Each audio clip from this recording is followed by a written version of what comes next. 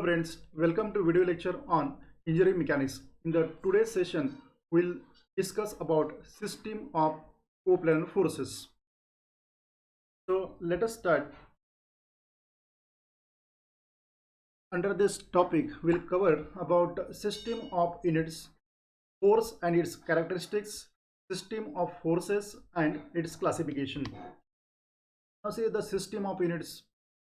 In mechanics, already I've seen the four important fundamental concepts, okay, that are nothing but the space, time, mass and force. Now why the one length is written in place of that space, okay?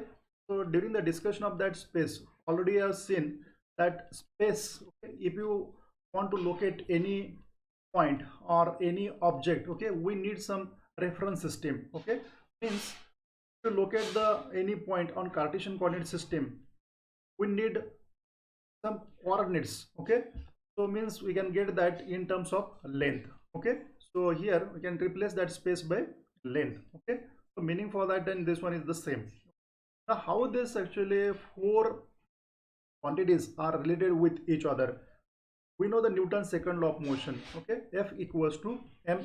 This m is nothing but the mass, a indicate the acceleration, okay. So mass written as it is. So what's about the acceleration? We know the acceleration is nothing but it is the rate of change of velocity with respect to time, okay. So acceleration, we know the unit meter per second square, meter, okay, that indicate the length, okay. Time, second, okay, is nothing but the timing. So for the force, this relation is written like this one: for mass multiplied by length divided by time square.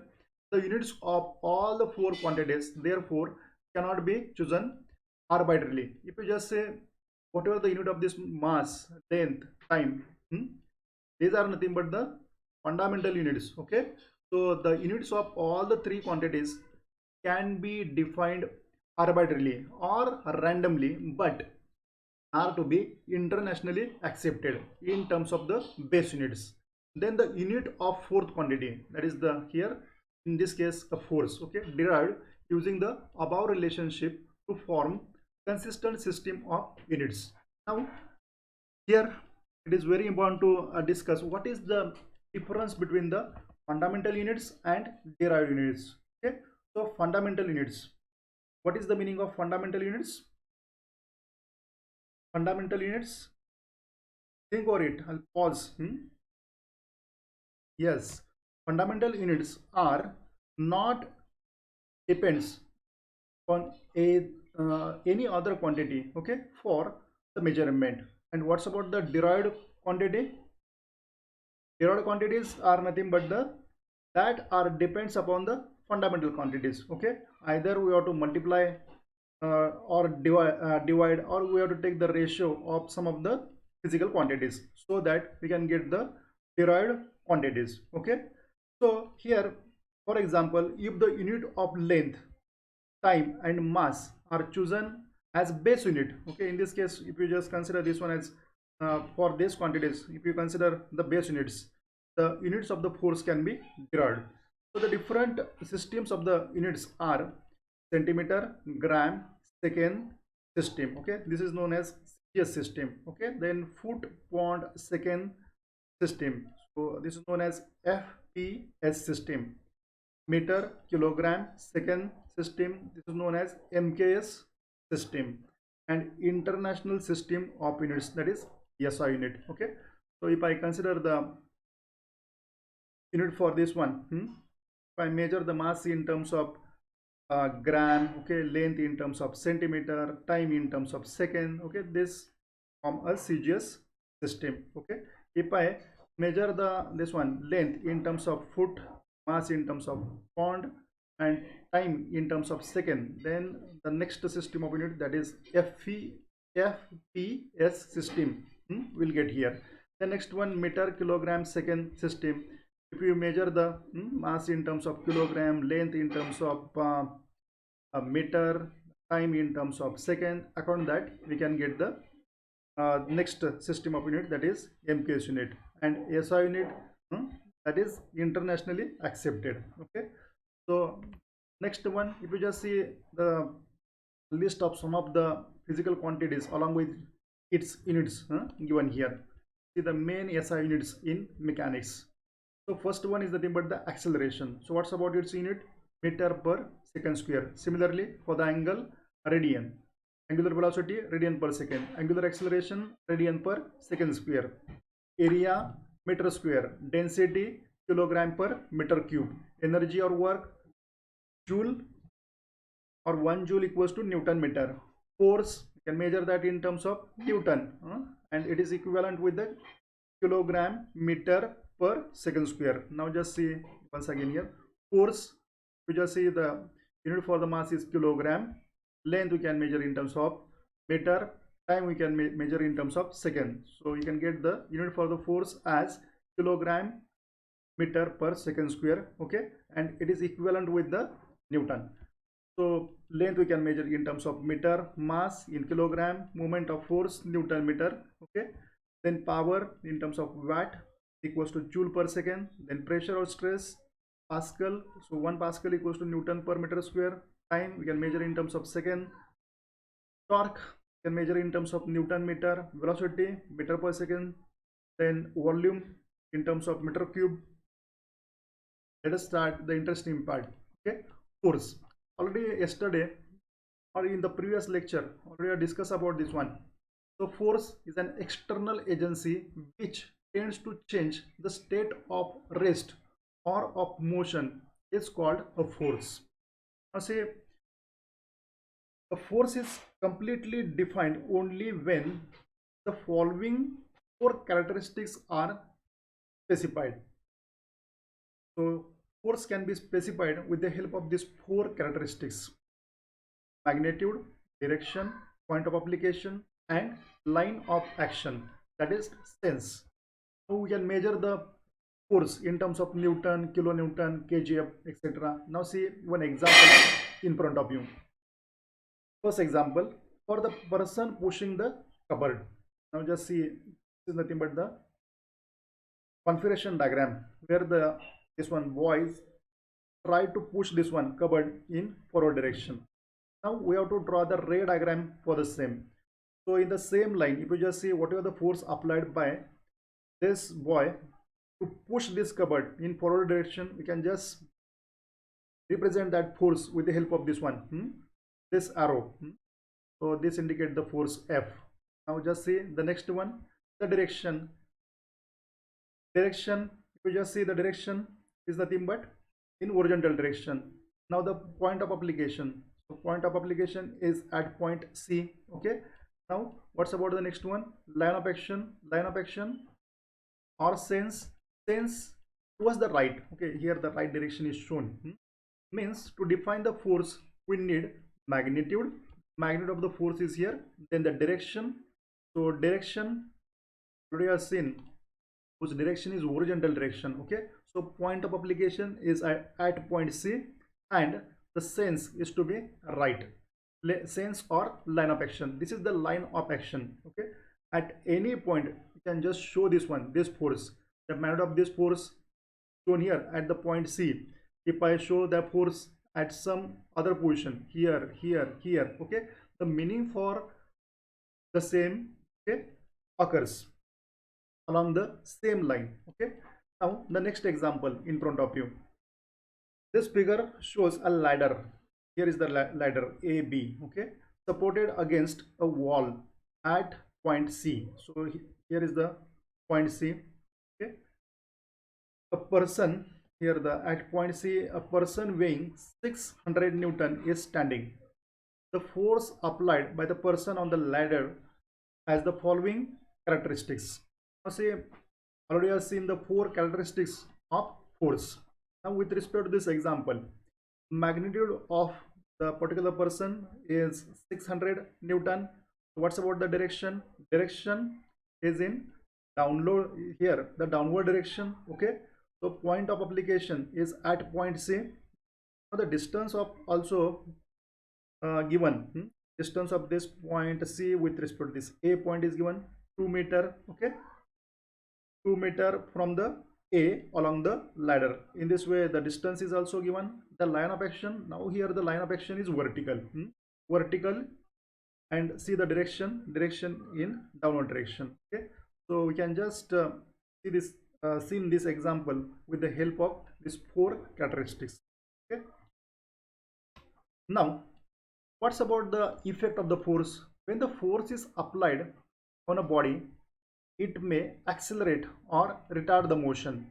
It may change the state of rest or of motion. It may change the shape and size of the body.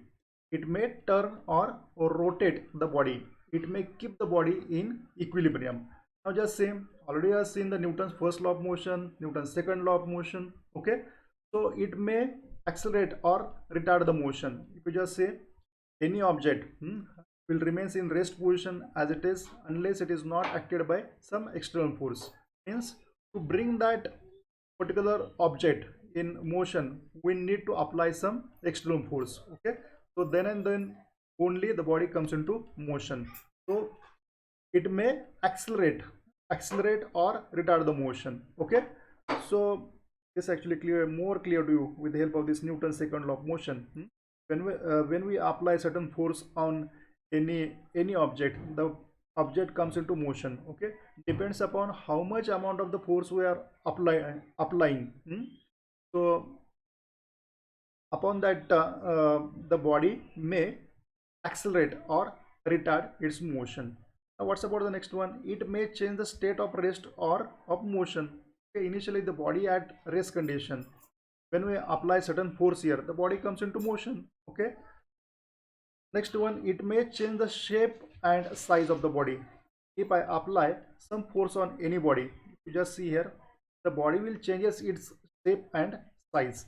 Next one, it may turn or rotate the body. If you just see the example of nut and bolt, if I apply certain force here, turning force, then this will take a circular motion. Okay, so if you see this example, okay, when the driver want to take a turn of any vehicle, you just see in this way, the turning force is applied on that particular steering, so that the vehicle takes a turns towards left side, right side, etc. Then next one, it may keep the body in equilibrium. Now if you just see this example of seesaw, the children try to adjust their self in such a way that the equilibrium condition will occur here. Whatever the force here shown, whatever the weight of this particular child, that will act in downward direction. You can just show that weight with the help of one arrow. Okay, so W1 is shown here. What's about this one? This indicates the W2. The same amount of the reaction will comes from the center of this seesaw. Okay, now next one is nothing but the system of forces. Now see, what's about the meaning of system of forces?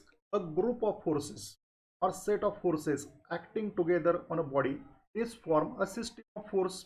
We just say the group of force here. This force is act on this body. This force acts in another direction. This force acts in another direction. This one another direction. This way, whatever the group form here, a group of force or set of force acting together on the body is form a system of force. Now the system of force is classified in this way: coplanar force, then non-coplanar force. Under this coplanar force, concurrent force, non-concurrent force, again collinear force, next one like collinear, then unlike collinear, then parallel, like parallel, unlike parallel, and non-parallel. So under this non-coplanar force system, concurrent, non-concurrent, collinear, parallel, non-parallel.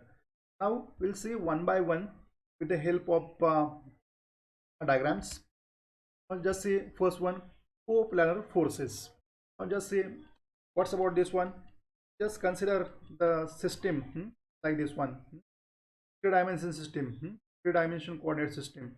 So here the x-axis in front of you, y-axis, then z-axis. Okay, just let us consider one cube where the different forces are acting in a different planes. Okay, Let us consider this one is nothing but the back plane, front one, okay, left side plane, this one right side plane, top plane and bottom plane. Okay, now just see the meaning for this one. Coplanar forces, the line of action of all the forces lies on a single plane. Just see line of action, already we have seen the line of action of force, okay, with the help of this example. If you just see in the same line, you can just show this force anywhere. You just see the position of this force right now here. If you just show this force somewhere here, here, the meaning will remain same. Okay, now say what's about the explanation given here. The line of action of all the forces lies on a single plane. Whatever the forces available with us, if the line of action of all the forces lies on a single plane, okay, this is known as coplanar forces. I hope this concept clear to you. Next one, non-coplanar forces.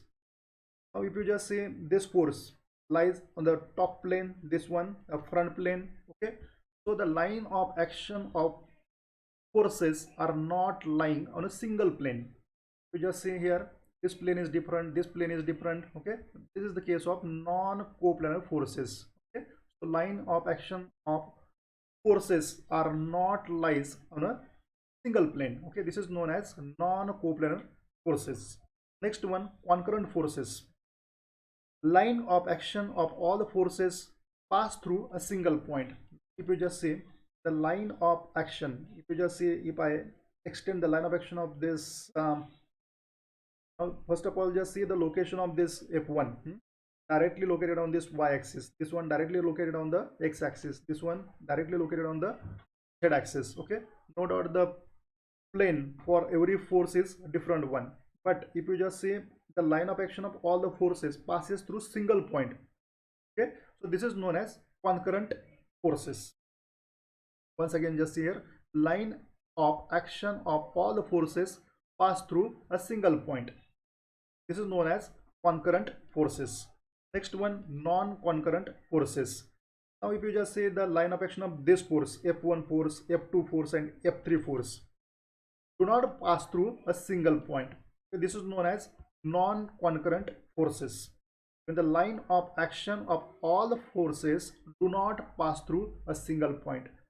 Once again, just say here, line of action of this force is different one, line of action of this force is different one. If I extend the line of action of this force, okay, at the back side, if I extend the line of action of this force at the back side, see the line of action of all the forces are not passing through a single point. This is known as non-concurrent forces. Then the next one, collinear forces. Line of action of all the forces pass through a single point. Now we just look towards this forces. See this one, this force, this force, this force and this force. In the same line of action, all the forces are lies. This is known as collinear forces, as the line of action of all the forces pass through a single line. I hope this actually concept clear to you. Next one, like collinear forces. Now if you just see the collinear forces, again classified into two different force system. First one is nothing but the like collinear forces. Second one, unlike collinear forces. Now as far as concerned with this like collinear forces, just here, line of action of forces pass through a single line. Line of action of all the forces pass through a single line in a same direction. If you look towards the direction of this F1 force, F2, F3, F4, okay, so direction is same. So this is known as like collinear forces. Now what's about the next one, unlike collinear forces? We just see the line of action of all the forces passes through single line, but if you just see the direction of this force, this force, this force and this force is different one. Okay, so the line of action of forces pass through a single line in a different direction. This is known as unlike collinear forces. Now what's about the next one, parallel forces. Now just see here, line of action of all the forces are parallel to each other. You just see the line of action of this force, this one, this one, this one. Line of action means only the line passing from the direction of that arrow in any direction, okay, in the same direction, either in vertically upward direction or downward direction. If you just see the line of action of this force, this one and this one are parallel with each other. Now what's about the next one? Like parallel forces. Line of action of all the forces are parallel to each other in the same direction. If you just see the direction for the force number 1, 2, 3, 4, the same direction, okay, so this is known as like parallel forces. Now next one, unlike parallel forces, line of action of all the forces are parallel to each other in different direction. We just see the line of action of first force, second one, third one, and next one. See the direction of every force is different one. So this is known as unlike parallel forces. Next one, non-parallel forces. So once again, we'll just see here the case of parallel forces, a practical example of this one. This is the case of parallel force system, okay. So the children's here are sitting on this one seesaw. So whatever the weight of this one in terms of the force acts in downward direction, okay. If you just see this force, line of action of this force and line of action of this force are parallel with each other, okay. This is the practical example. Now next one, non-parallel forces. Line of action of all the forces are not parallel to each other. We just see here the line of action of this force F1 and F2 are not parallel to each other. The next one, non-coplanar concurrent forces. If you just see the line of action of all the forces are not lying on a single plane but passing through a single point. We just see the meaning for the non-coplanar. Non-coplanar means not lies on a single plane. Concurrent means passes through a single point. Now if you look towards the first force F1, next force F2, next force F3, okay. If I just see the line of action of this F3 force, F1 force, F2 force passes through a single point, okay. This is the case related with the non-coplanar concurrent forces, okay. Next one, non-coplanar non-concurrent forces. Non-coplanar means when the line of action of all the forces are not lies on a single plane. Non-concurrent means not passes through a single point, okay. Now just see the exact definition. Line of action of all the forces are not lying on a single plane.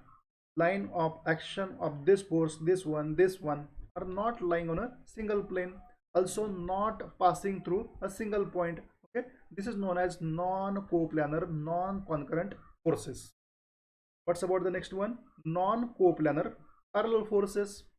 Now if you just see the line of action of all the forces are not lying on a single plane but parallel with each other. You just see the line of action of this force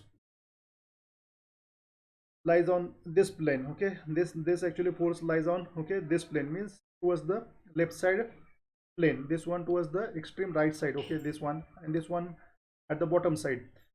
If you just see this one, this force, line of action of this force, this one and this one parallel with each other but not lies on a single plane, okay. This is known as non-coplanar parallel forces. Thank you. I hope whatever the concepts discussed today clear to you.